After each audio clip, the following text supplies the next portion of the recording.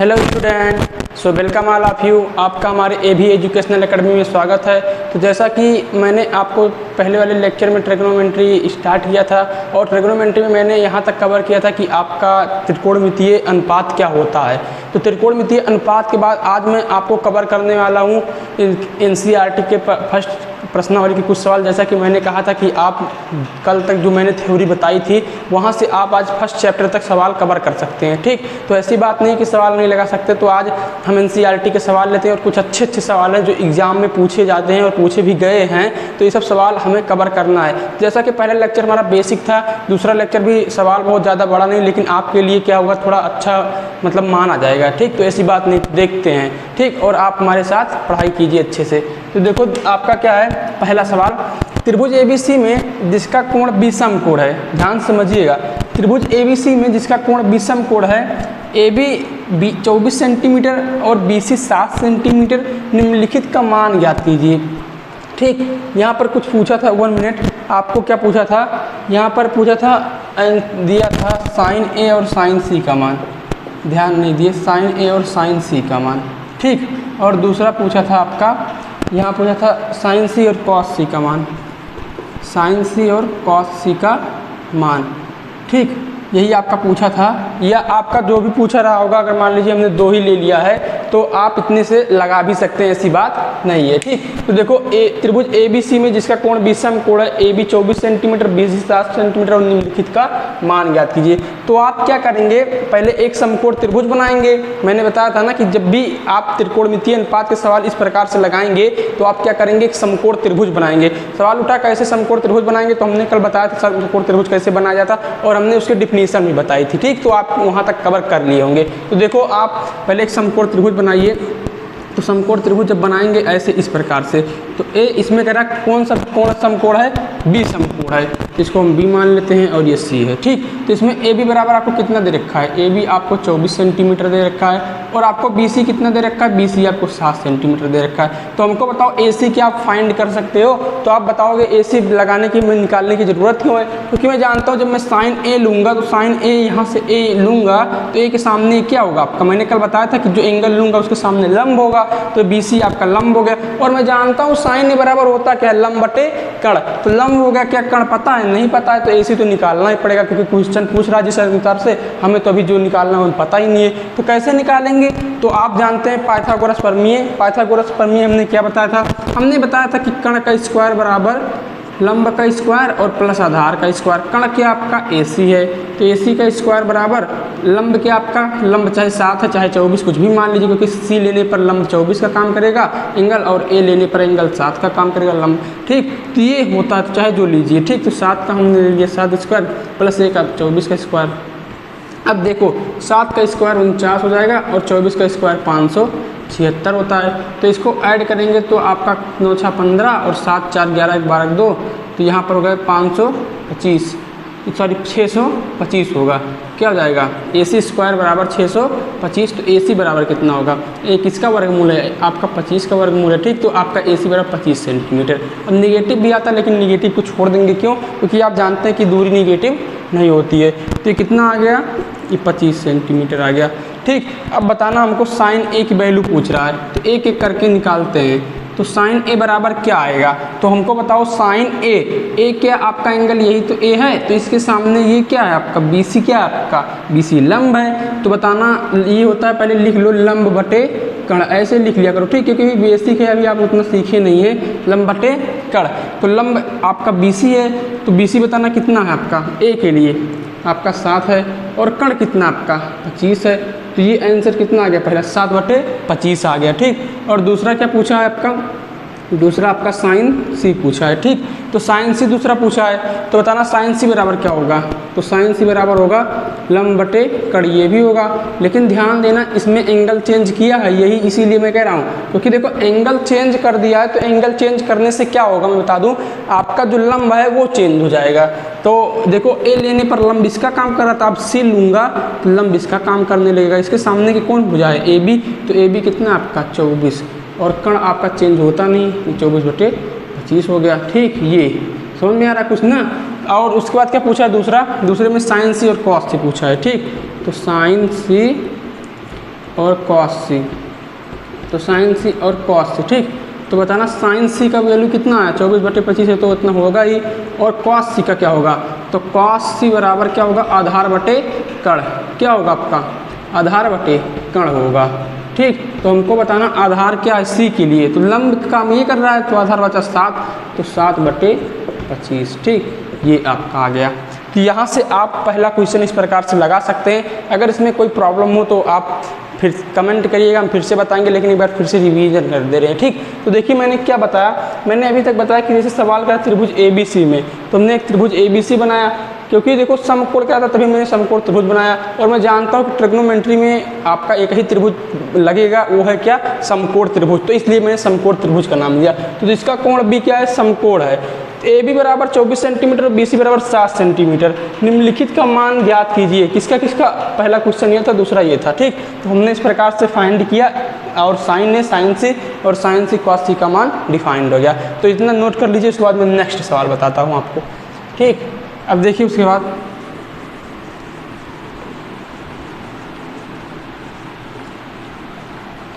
आपका अगला क्वेश्चन क्या, पहला क्वेश्चन कंप्लीट हो गया। दूसरा क्वेश्चन क्या है, देखो बेसिक से क्वेश्चन है लेकिन क्वेश्चन अच्छे हैं सारे। ठीक, तो दूसरा क्वेश्चन क्या कह रहा है आपका दूसरा क्वेश्चन इस प्रकार से है। ठीक, ये आपका P है, ये आपका Q है और ये आपका R है। इसमें इसका वैल्यू दिया है 12 सेंटीमीटर और इसमें इसका वैल्यू दिया है 13 सेंटीमीटर। तो ये पूछ रहा है। ठीक, वही पूछा नहीं लेकिन पहले तो निकालना पड़ेगा। क्वेश्चन क्या करा, tan P minus tan R की वैल्यू हमको बता दीजिए। tan P minus tan R की वैल्यू बता दीजिए। तो मैं जानता हूँ tan P क्या होगा, हमको बताओ। तो P अगर एंगल लूँगा तो P के सामने क्या है, आपका लंब है। पहले तो tan बराबर होता क्या है, तो tan बराबर होता लंब बटे आधार। tan बराबर क्या होता है, लंब बटे आधार, tan थीटा बराबर। ठीक, तो देखो मैंने कल बताया था ना किससे, लाल बटे कक्का से। अगर आपको याद नहीं है तो याद कर लीजिए। ठीक, हमने पिछले वाले लेक्चर में बताया था, लंब बटे कर्ण को साइन, आधार बटे कर्ण को कॉस और लंब बटे आधार को tan। ठीक, ये इतनी बातें की थी हमने। तो देखो tan P। ठीक, तो पहले P के लिए अगर tan P निकालना तो लंब बटे आधार होता है, और लंब कहाँ अभी निकाले, अभी फाइंड तो किए नहीं, तो पहले इसको फाइंड करना पड़ेगा। तो ये कैसे फाइंड करेंगे, तो मैं जानता हूँ आपका पाइथागोरस प्रमेय लगा दीजिए। तो PR² बराबर RQ square plus PQ square. ठीक, तो PR की वैल्यू कितनी है, 13 का स्क्वायर। ठीक, और क्या RQ की वैल्यू निकली अभी तो नहीं निकली है। PQ कितना दिया है, 12 का स्क्वायर। ठीक, 13 का स्क्वायर 169 और RQ स्क्वायर हो गया, और 12 का स्क्वायर 144। तो बताना RQ स्क्वायर बराबर होगा कितना, 169 माइनस 144, तो कितना बचेगा आपका 25 आ जाएगा RQ स्क्वायर बराबर। और आपका ये कितना हो जाएगा, RQ बराबर कितना आ जाएगा, 5 आ जाएगा। ठीक, 5 सेंटीमीटर। ये कितना आ गया आपका, ये 5 सेंटीमीटर आ गया। अब बताना tan P बराबर कितना होगा, तो tan P बराबर अगर P लूँगा तो इसके सामने आपका लंब ये है ना, तो लिखूँगा RQ बट, या ऐसे कीजिए tan P और tan R का मान अलग निकाल लीजिए। तो मैं लिखूँगा tan P बराबर कितना होगा, तो tan P बराबर होगा आपका RQ बटे PQ। तो क्योंकि लंब बटे आधार होगा तो RQ की वैल्यू कितनी है आपकी, 5 है। ठीक, और आपका PQ की वैल्यू कितना है, 12 है। तो tan P बराबर कितना हो गया, 5/12। और tan R की वैल्यू कितनी होगी, तो tan R बराबर R ये हो गया, इसके सामने का लंब ये है। ठीक, तो लंब कितना आपका लंब है 12 और आपका आधार कितना है, 5 है।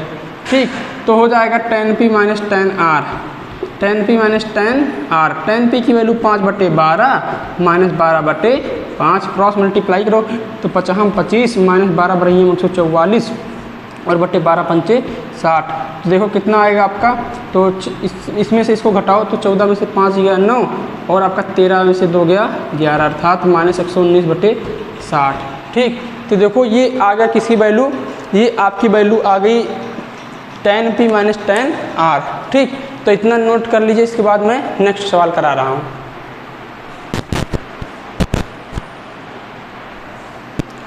तो देखिए स्टूडेंट, ठीक, तो जैसा कि मैंने 2 क्वेश्चन कंप्लीट करा दिया और आपके दिमाग में दूसरा क्वेश्चन आ रहा होगा कि यहाँ पर tan P minus cot R था, तो मैं बता दूं आपको मैंने लिखा था tan p minus tan r, ठीक। तो उसके अनुसार हमारा आंसर जो था वो सही था, ठीक। अब इसके बाद अगर आप tan p minus cot r लेंगे तो उसमें जो आंसर आएगा वो आपका 0 आएगा। तो वो आपके लिए होमवर्क है कि tan p minus cot r आप फाइंड कीजिए, ठीक। तो हमारे क्वेश्चन को नोट कर लीजिए, tan p minus cot r की वैल्यू क्या होगी, आप उसको निकाल कर कमेंट बॉक्स में हमको बताइएगा, ठीक। तो जैसा कि मैं बता दूं आपका, जैसे नोट कर लो क्वेश्चन नंबर आपका 2 के रूप में, tan p minus cot r किस त्रिभुज के लिए, इसी त्रिभुज के लिए क्या होगा इसी वैल्यू, ठीक, होमवर्क के लिए।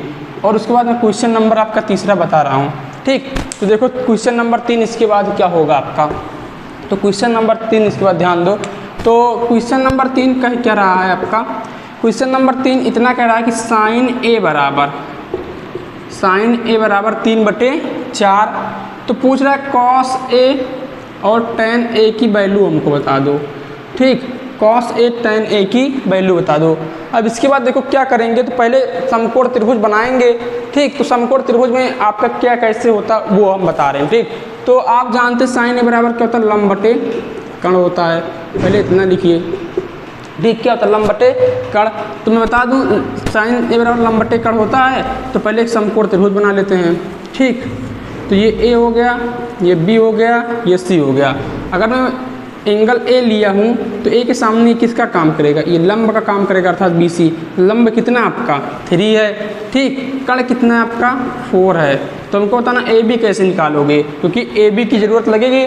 tan ए जब लेंगे तो लंब बटे आधार होगा, ठीक। तो देखो मैं क्या करूँगा, मैं पाइथागोरस प्रमेय लगा दूंगा। ए सी स्क्वायर बराबर B C square plus A B square. तो ए सी की वैल्यू कितनी है, ए सी की वैल्यू 4 है, 4 का स्क्वायर 16। पी सी की वैल्यू कितनी है 3 का square 9 plus A B square, ठीक। तो 16 माइनस 9 बराबर ए बी स्क्वायर। तो ए बी स्क्वायर बराबर कितना आ जाएगा, 16 में से 9 गया 7, तो ए बी बराबर √7 आ जाएगा, ठीक। कितना आ गया √7। अब देखो आपका मात्रक तो दिया नहीं था, तो इसीलिए √7 लिख देंगे, ठीक। अब देखो उसके बाद आपका क्या होगा, ए बी की वैल्यू √7 आ गई। अब क्या करेंगे, कॉस ए की वैल्यू हमको फाइंड करनी है। तो मैं जानता हूँ कॉस ए बराबर होता क्या है, मैं जानता हूँ कॉस ए बराबर आपका होता है आधार बटे कर्ण होता है। कॉस ए बराबर क्या होता है आपका, आधार बटे कर्ण होता है, ठीक। तो आपका आधार कितना है, आपका जो आधार है ये आपका दे रखा है। देखो अब ए लिया हूँ एंगल, तो ये तो लंब का काम करेगा। और ये आपका क्या होगा, आपका ये आपका BC जो है ये तो लंब का काम करेगा, और AB क्या आपका आधार का काम करेगा, ठीक। क्योंकि बाकी कर्ण तो चेंज होता नहीं है। तो आपका आधार कितना है, कॉस ए के लिए आधार √7 है, ठीक। √7/4, क्योंकि आधार बटे कर्ण होता है ना कॉस ए बराबर, ठीक। तो देखो अब उसके बाद आपका क्या होगा tan ए। तो tan ए बराबर लंब बटे आधार, ठीक। तो tan ए एंगल लिया हूँ तो लंब इसके सामने क्या होगा आपका 3 है, और आधार क्या है √7 है। तो ठीक, तो 3 बटे क्या हो जाएगा आपका √7। आपका ये आंसर कंप्लीट हुआ, ठीक। तो देखो इजी क्वेश्चन है, आप इसको लगा सकते हैं बहुत आसानी से। लेकिन क्वेश्चन NCERT में थे तो हमने कहा कि आपको एक अभ्यास के रूप में, अर्थात एक लेक्चर इसी पहले वाले प्रश्नावली पर मैं बना दूं। तो ये अगर पहले वाले, क्योंकि देखो मैं पहला इसलिए बनाता हूं हमेशा, क्योंकि जिससे आपको थोड़ा अभ्यास एक्सपीरियंस हो जाए कि हाँ NCERT के क्वेश्चन मुझसे लग रहे हैं, तो उसके बाद आप लगा भी सकते हैं, ऐसी बात नहीं है, ठीक। क्योंकि कॉन्सेप्ट तो पूरा कवर ही किया जा रहा है, ठीक। तो आप ये क्वेश्चन कवर कर लिए होंगे। अब देखो इसके बाद अगला क्वेश्चन, ठीक। तो अगला क्वेश्चन क्या है, क्वेश्चन नंबर 4 मैं बताता हूँ, ठीक। इसको मिटा दे रहे हैं। अब इसके बाद देखिए तो क्वेश्चन नंबर 4 क्या कह रहा है। क्वेश्चन नंबर 4 आपसे क्या कह रहा है, cot A थीटा बराबर 7/8, ठीक। तो पूछ रहा है, पहला क्वेश्चन है, इसमें पूछ रहा है 1 + sin theta, 1 + sin theta × 1 - sin theta, ठीक। और बटे 1 + cos थीटा और × 1 - cos थीटा, ठीक। ये आपसे पूछ रहा है। तो मैं बता दूं 1 + sin थीटा × 1 - sin थीटा क्या होगा, 1 - sin स्क्वायर थीटा। अब आपके दिमाग में ये कैसे लिख उठा, तो मैं बताता हूँ, बताना। अगर 1 के स्थान पर मैं A मानूँ, sin थीटा के स्थान पर B मानूँ, तो A + B A minus B, होता क्या A square minus B square, A के स्थान पर 1 है, 1 का स्क्वायर 1 ही रहेगा, बी के स्थान पर sine theta square sine square theta, तो ए माइनस बी क्या हो गया 1 माइनस साइन स्क्वायर थीटा, ये हुआ ना। अब उसके बाद इधर 1 प्लस कॉस थीटा, इधर 1 माइनस कॉस थीटा है, तो क्या होगा 1 के स्थान पर आपका ए के स्थान पर 1 है और बी के स्थान पर कॉस थीटा है, तो क्या हो जाएगा ए स्क्वायर माइनस बी स्क्वायर अर्थात 1 का square minus cos square theta.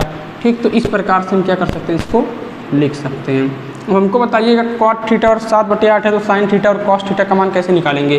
तो मैं एक त्रिभुज बना लेता हूँ, समकोण त्रिभुज, ठीक, ए बी और सी।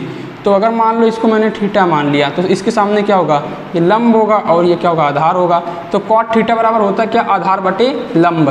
तो बताना आधार इसका कितना है, 7 है, तो ये आपका 7 हो गया। ठीक, और इसका आपका ये क्या है, ये लंब है, ये कितना हो गया, 8 हो गया। ठीक, अब देखो ये कैसे फाइंड करोगे, तो पाइथागोरस प्रमेय ए सी स्क्वायर बराबर A B square plus B C square. ठीक, तो ए सी की वैल्यू अभी नहीं पता है, ए बी बराबर कितना है 8 का स्क्वायर और प्लस बी सी की वैल्यू 7 का स्क्वायर। ठीक, तो 8 का स्क्वायर 64 और प्लस 7 का स्क्वायर 49, 9 4 13 के 3 6 4 10 1 11।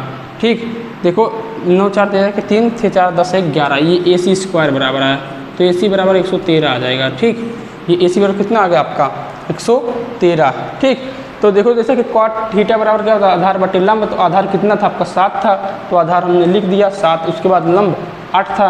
ठीक, तो उसके बाद हम ए सी कैसे फाइंड किए, फार्मूला अर्थात पाइथागोरस प्रमेय से। तो साइन थीटा की वैल्यू पहले यहाँ बता दो, बाहर से निकाल लेते हैं। तो साइन थीटा और लंब बटे कल, थीटा ये, इसके सामने लंब क्या होगा आपका 8 है, तो 8 ये हो गया। कण कितना आया आपका, ये कितना है रूट 113 है ना, तो ये कितना होगा रूट 113। ठीक, अब उसके बाद आपका कॉस थीटा कितना है, तो कॉस थीटा हम फाइंड करते हैं। तो कॉस थीटा बराबर कितना होगा आपका आधार बटे कण, तो आधार कितना आपका 7 है और कण कितना है रूट 113। ठीक, रूट 113। अब इसी में रख दो, तो 1 माइनस साइन थीटा की वैल्यू 8 बटे रूट 113 का होल स्क्वायर। ठीक, और उसके बाद 1 माइनस 7 बटे रूट 113 का होल स्क्वायर। ठीक, अब देखो 1 माइनस, अब देखो इसका स्क्वायर करेंगे तो 1 माइनस 8 का स्क्वायर 64 और रूट 113 का 113 ही रह जाएगा। इसका क्या होगा 1 माइनस 7 का स्क्वायर 49 और बटे 113 हो जाएगा। ठीक, तो इधर मैं मिटा दे रहा हूँ जिससे आपको दिखाई दे। तो देखो अब ये मिटा दे रहा हूँ। ठीक, तो इसके बाद आपका क्या होगा बराबर, इसको क्रॉस मल्टीप्लाई करो तो 113 माइनस 64 बटे 113 और 113 माइनस 49 बटे 113। तो आपको मैंने बताया था ये ऊपर चला जाएगा, उसके बाद 113 से 113 कैंसिल, तो बचा कितना 113 माइनस 64, तो कितना बचेगा 13 में से 4 गया आपका कितना बचेगा 9 बचेगा, और उसके बाद कितना बचेगा 10 में से 6 गया 4 बचेगा। ठीक, देखो 13 में से 4 गया 9 और 10 में से 6 गया आपका 4 बचेगा। उसके बाद ये कितना बचेगा, तो 13 में से 9 गया आपका 4 बचेगा, और उसके बाद ये कितना बचेगा 10 में से 4 गया 6 अर्थात 64 49 बटे 64। तो ये साथ कटेगा है नहीं, तो आपका आंसर कितना आ जाएगा 49 बटे 64। यही आपका आंसर हो जाएगा किसका value 1 plus sine theta into 1 minus sine theta और बटे 1 plus cos theta into 1 minus cos theta. ठीक, ये था इसकी वैल्यू कितनी है 49 बटे 64। और दूसरी वैल्यू देखो पूछ रहा है कॉट स्क्वायर थीटा की वैल्यू। तो आप जानते हैं कॉट स्क्वायर थीटा क्या होगा, कॉट थीटा बराबर 7/8 दिया तो स्क्वायर कर दो, तो कॉट थीटा और 7/8 इसका स्क्वायर कितना हो जाएगा 49 बटे 64, वो भी कितना आया इसके बराबर ही आया। ठीक, तो इतना नोट कर लीजिए, उसके बाद अगर आपको कोई भी प्रॉब्लम हो तो हमको बताइए। ठीक,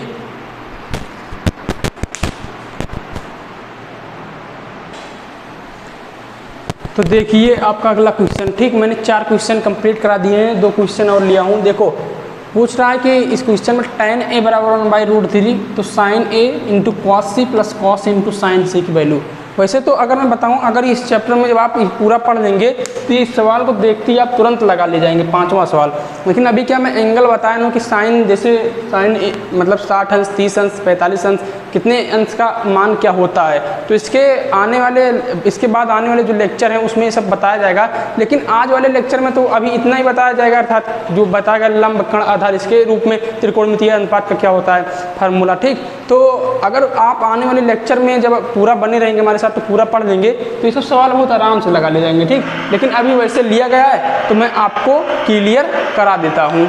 तो देखिए क्या है, मैं बता दूँ आपका क्वेश्चन का रहा tan a बराबर कितना है 1/√3 है। तो पूछ रहा है cos A sine A into cos C plus cos into sine C की वैल्यू पूछ रहा है। तो tan ए बराबर होता कितना है, लंब बटे आधार। पहले एक समकोण त्रिभुज, ठीक, पहले ऑलवेज क्या बनाएंगे, समकोण त्रिभुज। तो ये ए है, ये बी है और ये आपका क्या है, सी है। तो ए का एंगल लिया गया है तो ए के सामने लंब हो जाएगा। लंब कितना है, 1 है और आधार कितना है, ये √3 है। तो बताना ये कैसे निकालोगे। आप जानते हो कि AC स्क्वायर बराबर क्या होगा, AB square plus BC square. तो AC की वैल्यू कितनी है, आपकी AC की वैल्यू 1 है तो 1 का स्क्वायर हो गया। अब AB कितना आपका √3 है तो √3 का स्क्वायर हो गया और प्लस BC का स्क्वायर। तो आपका 1 मिनट AC की वैल्यू निकालनी है, ध्यान दीजिए AC की वैल्यू फाइंड करनी है, ठीक। AB की वैल्यू कितनी है, √3, ठीक, और BC की वैल्यू कितनी है, 1 का स्क्वायर, ठीक। तो √3 का स्क्वायर 3 और 1 का स्क्वायर 1। तो AC स्क्वायर बराबर कितना आ गया, 4 आ गया। तो AC बराबर 2 आ जाएगा, ठीक। ये आपका 2 आ गया। अब देखना हमें फाइंड क्या करना, साइन ए इंटू कॉस सी। तो बताना साइन ए की वैल्यू क्या होगी। अब मैं क्वेश्चन यही लिया हूँ और नोट नहीं करूँगा, ठीक। तो साइन ए बराबर क्या होगा, लंब बटे कड़।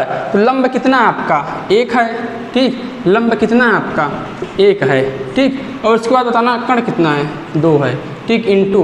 अब कॉस सी की वैल्यू, तो सी ये हो गया, इसके लिए लंब ये काम करेगा। तो बचा क्या, आधार। तो आधार कितना है, 1 और कण कितना है, 2 है, प्लस। अब उसके बाद ये क्या है, कॉस ए। तो कॉस ए की वैल्यू कितनी होगी, तो ए के लिए आपका लंब क्या करेगा, ये काम करेगा। तो आधार √3 है तो √3/2 इंटू साइन सी। तो साइन सी के लिए लंब क्या है, √3 और आधार कितना है, 2। तो √3/2 हो जाएगा, ठीक। तो 1/2 इंटू 1/2 कितना हो गया, 1/4 प्लस √3/2 कितना हो गया। तो √3 का √3 से गुणा कितना हो जाएगा, 3 हो जाएगा, 3 और बटे 4। तो 1/4 प्लस 3/4 तो कितना हो गया, 4/4। तो कितना हो गया, 1 आ गया, ठीक। तो देखो आपका ये क्या हो गया, 1 आपका ये आंसर हो गया, ठीक। अब वास्तव में एक फार्मूला होता है, मैं बता दूं, आप 11th में सीखेंगे, sine A into cos C plus cos into sine C. Formula sine A plus B का, ए के स्थान पर ए है, बी के स्थान पर सी है, तो साइन ए प्लस सी का फार्मूला हो गया, ठीक। इतना आप जानते, मतलब अगर नहीं जानते तो नोट कर लीजिएगा, आपको काम लग सकता है। इसमें एक सवाल और था, आपको सवाल cos A into cos C minus cos sine into sine C करके दिया था। तो वो आप होमवर्क के लिए समझिएगा, उसको आप लगा लीजिएगा अगर आपके पास बुक है, ठीक। बाकी आप लगा लेंगे, वैसे सेम इसी प्रकार मतलब लगाना है, कोई प्रॉब्लम नहीं होगा। तो हमें उम्मीद है ये क्वेश्चन समझ में आया होगा। अब जो अगला क्वेश्चन लिया गया है, ये थोड़ा सा इंपॉर्टेंट क्वेश्चन है। इंपॉर्टेंट क्यों कह सकते हैं, क्योंकि इसमें थोड़ा सा लॉजिक है और इसके बाद इस प्रकार ये क्वेश्चन समझिए आ भी सकता है, 100% इसके चांस भी हैं, ठीक। तो ध्यान दीजिए। अब क्या है अगला क्वेश्चन,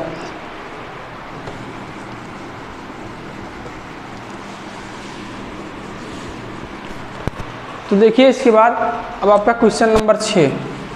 तो क्वेश्चन नंबर 6, ठीक।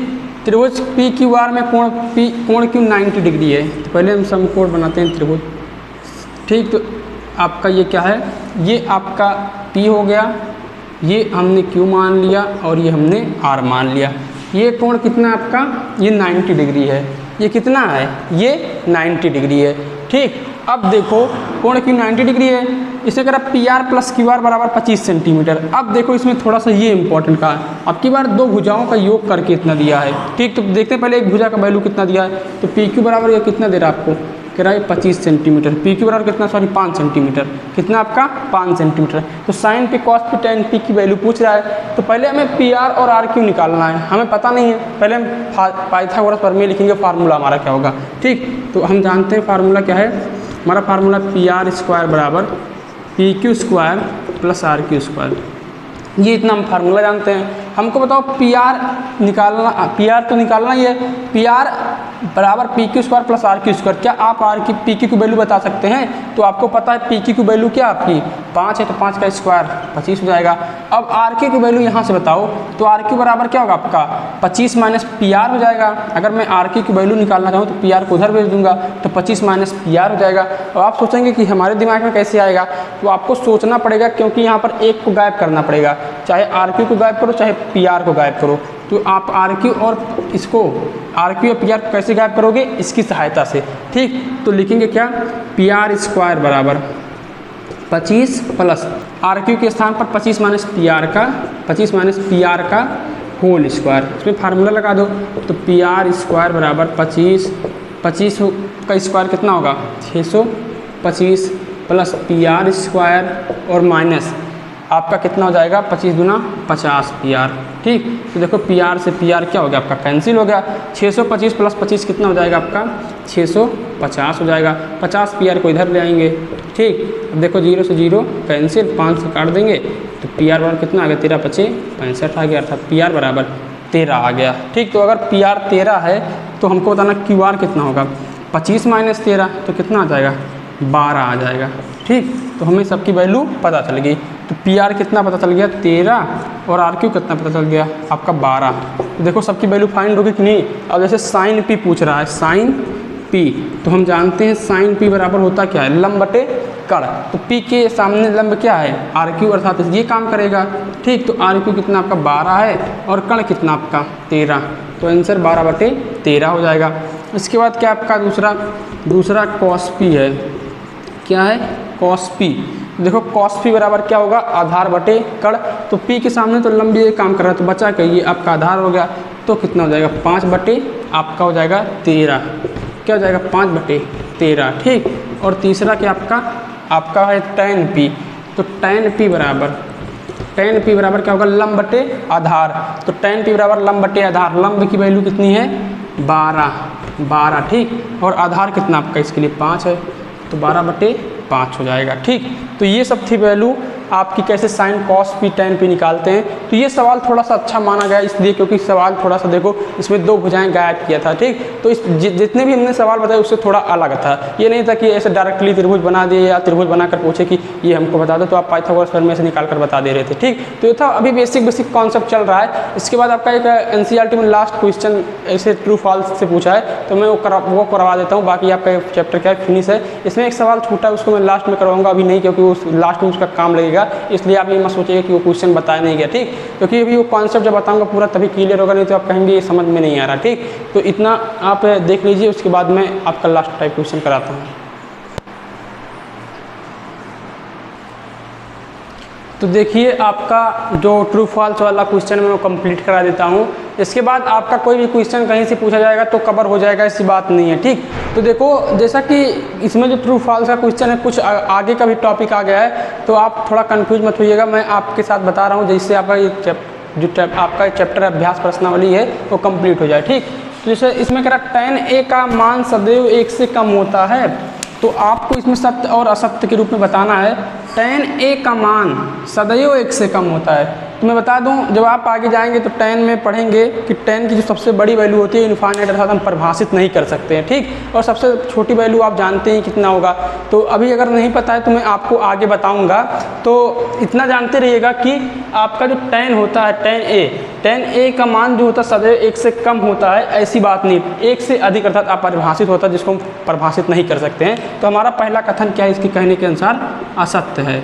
ठीक, बाकी मैं आगे tan के साइन के कॉस के जितने भी फंक्शन के माने में बताऊंगा तो वहाँ से आपका और क्लियर हो जाएगा। लेकिन अब क्वेश्चन में दिया है तो मैं बता दे रहा हूँ, बाकी जब पूरा चैप्टर पढ़ लेंगे तो सब क्वेश्चन आराम से लगा ले जाएंगे। ठीक, कोण A के किसी मान के लिए sec A बराबर 12/5। ठीक, कहने का मतलब जैसे कोई कोण A है तो क्या उसके लिए sec A बराबर 12/5 हो सकता है? हो सकता है, क्योंकि हमने बहुत सवाल लगाया 12/5 हमको मिला भी था। ठीक, तो इसका मतलब ये क्या आपका सत्य है, क्या आपका सत्य है। ठीक, और पूछ रहा तीसरा cos A कोण A के कॉस्केंट के लिए प्रयुक्त एक संक्षिप्त रूप है। मैं बता दूं cos A कैसे प्राप्त हुआ था। cos A जो आपका प्राप्त हुआ था वो कोसाइन से प्राप्त हुआ था। कैसे प्राप्त हुआ था? कोसाइन से। लेकिन इसमें क्या कर रहा है कॉसेंट कह रहा है, कॉस्केंट कह रहा है। ठीक, तो ये कॉस्केंट कह रहा है तो इसका मतलब क्या है कि आपका ये यहाँ से कॉसेक मिलता है हमको, ना कि कॉस मिलता है। तो इसका मतलब ये आपका क्या संक्षिप्त रूप नहीं है इसका। तो ये क्या आपका ये असत्य है, आपका क्या है ये असत्य है। ठीक, अब बताना cot A cot और A का गुणनफल होता है। तो क्या मैंने बताया था पिछले वाले लेक्चर में कि cot A लिखा जाता है वो क्या cot गुणे A होता है आपका, अर्थात एंगल जो A होता है गुणे के रूप में होता है।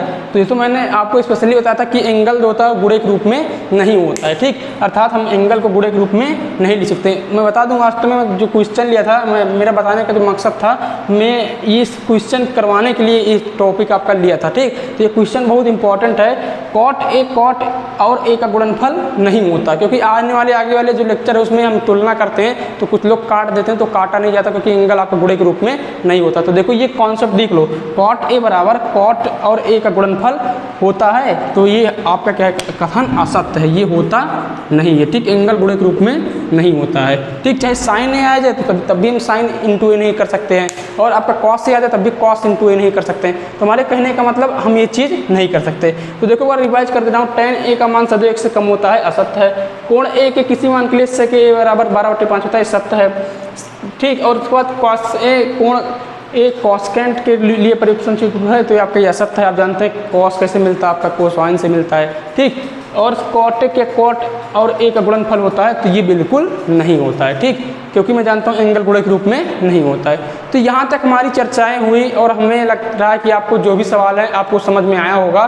तो अगर आपको कहीं भी प्रॉब्लम है तो हमें कमेंट बॉक्स में बताइएगा, मैं आपकी प्रॉब्लम को दूर कर दूंगा। ठीक, जैसे मैं एनसीईआरटी में देखा हूँ कुछ सवाल इस प्रकार से दिया है जो कि मैं कराया नहीं, लेकिन मैं जान रहा हूँ आप लोग कर ले जाएंगे। जैसे मैं बोलूँ 2 tan ए बराबर 1 है, तो हमें tan ए का मान बता दो, तो ये इंटू में इधर भाग में चला गया, तो tan ए बराबर कितना होगा 1/2। तो बाकी मैं जितने भी फंक्शन का मान पूछ सकता हूँ तो आप बता भी सकते हैं। तो इस प्रकार से क्वेश्चन देख लीजिएगा, मैं करवाया नहीं लेकिन आप लगा सकते हैं। ठीक, कुल मिलाकर आप यहाँ से tan ए पहले फाइंड करेंगे, कोई भी फंक्शन दिया हो वहाँ से फाइंड करेंगे, तो tan ए बराबर 1/2 आ जाएगा। तो बाकी जो भी फंक्शन है मैं समकोण त्रिभुज बनाकर निकाल सकता हूँ। तो बातें वही हैं, आप निकाल सकते हैं। ठीक, तो हमें उम्मीद है ये लेक्चर आपको अच्छे समझ में आएगा। अगर कहीं भी प्रॉब्लम हो तो आप हमें बताइए, मैं कमेंट बॉक्स में आपका मतलब प्रॉब्लम पढ़कर आपको दूर करूंगा।